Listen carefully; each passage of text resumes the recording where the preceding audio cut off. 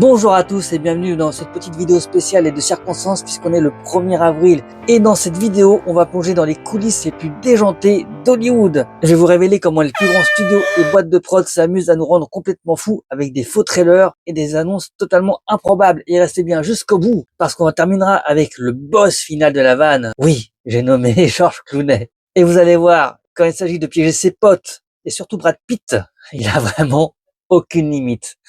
Allez, c'est parti. Moteur, action, égare au poisson. Elle est partie dans celle-là. Allez, on va commencer direct par le coup marketing le plus drôle, puisqu'en 2018, Netflix a annoncé avoir signé un contrat exclusif avec Seth Rogen.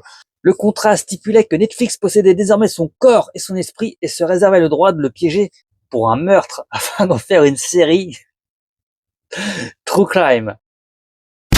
Le réalisateur de Shazam, David Sandberg, est connu pour être un troll sur Internet. Toujours en 2018, il fait un faux trailer de Shazam 2 qui commence de façon épique pour finir en blague totale. Il a recommencé puisqu'il a annoncé Shazam 3 alors que le 2 n'avait encore jamais été tourné.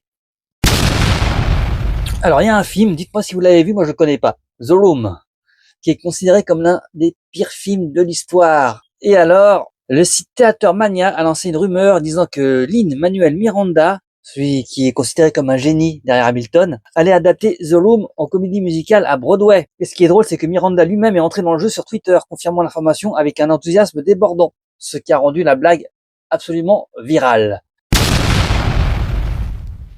Bon allez, on passe à George Clooney parce que là, franchement, ce type est fou. Sur le tournage de Monument Men, de George Clooney d'ailleurs, George Clooney a demandé aux responsables des costumes qu'ils reprennent le pantalon de Matt Damon de quelques millimètres chaque semaine.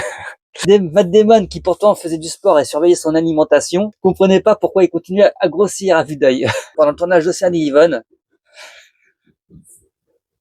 Clooney a acheté un autocollant I fuck the police. J'emmerde les flics.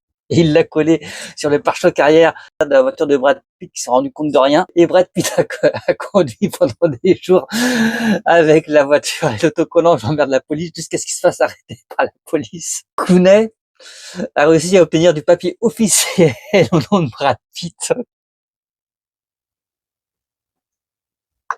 Il envoyait un CD de coffret avec différents accents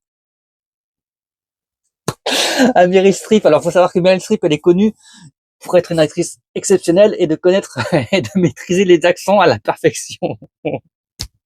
Elle y a mis un mot. Cher Meryl, ce coach m'a beaucoup aidé pour mon rôle dans 3 et je me suis dit que ça pourrait être utile pour ton prochain film.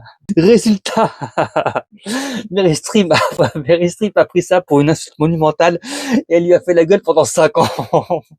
Toujours avec le même papier à lettres, George Clooney a écrit une lettre au nom de Brad Pitt à Tom Cruise en lui proposant de faire une suite à leur film culte de 94, Entretien avec un vampire, mais à une condition, absurde évidemment, échanger leur rôle. Brad jouerait Lesta et Tom jouerait Louis. Et Tom Cruise, très sérieux, aurait répondu à Brad Pitt qu'il était d'accord pour en discuter, laissant Brad totalement confus sur la réponse, puisque forcément il n'était pas au courant qu'il avait envoyé la question. Sur le tournage d'Ocean's 12, George Clooney a voulu encore une fois piéger Brad Pitt en cachant une énorme statue en bronze super lourde dans sa valise. Mais Brad Pitt, qui sentait venir le coup, a échangé sa valise avec Julia Roberts. Sauf que Julia Roberts, elle était enceinte. Elle s'est traînée une valise super lourde de plus de 30 kilos.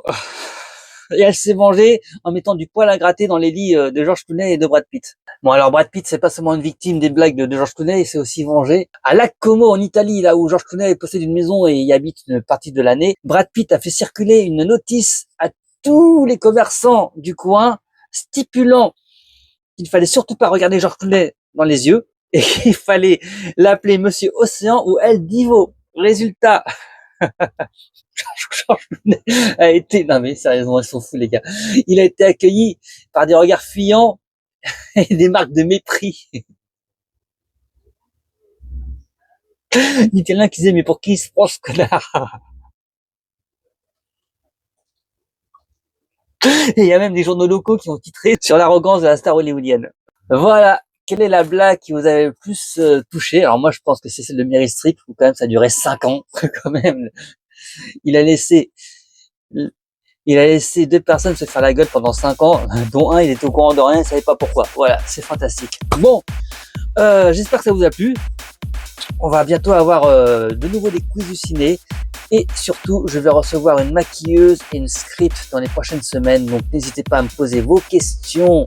Et moi, je les transmettrai avec passion. Voilà, merci d'avoir regardé. Merci à ceux qui auront liké cette vidéo. C'est très important en ce moment, surtout avec l'algorithme. Et nous, on se dit très vite dans Voix du ciné. Ciao, ciao. À l'aube de mon automne, je m'étonne, ça détonne.